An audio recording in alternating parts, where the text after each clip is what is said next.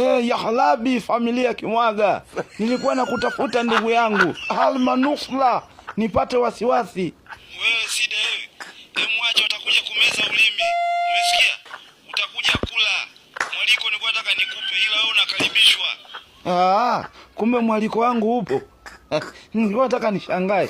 Kwa nini nakaribia sikukuu halafu Kimwaga na uchuna hivi? Umesikia mwaliko upo, umekunjua ulimi. Sasa iko hivi, watakuwepo na mashehe pale na maustazi. Bila kutaja nguzo za Uislamu pale huli. Hasitaka furahi Kimwaga. Wewe kunifanyia mimi hivi? Wewe jifanye tu unajua kumeza ulimi, alafu uje huko ushindwe kutaja. Utakula hiyo hiyo hasitaka furahi yako. Au basi nakuja unielekeze kwa yule anayekopesha simu. Sitakula lakini. Wewe Side, mtafuta hilo ni shopu.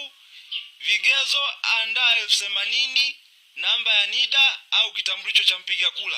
Nenda pale Buguruni. Basi sawa. Kwanza kabla yote nakuja kwanza kukusaidia kunawisha. Sitakula lakini. Alafu ndo niende huko Buguruni. Wewe nenda Buguruni katafute simu. Watu ninao kibao kunawisha huko. Umekata. Wewe Kimwaga. Idi mbaraka sijui. Nakuja kuosha hata vyombo huko.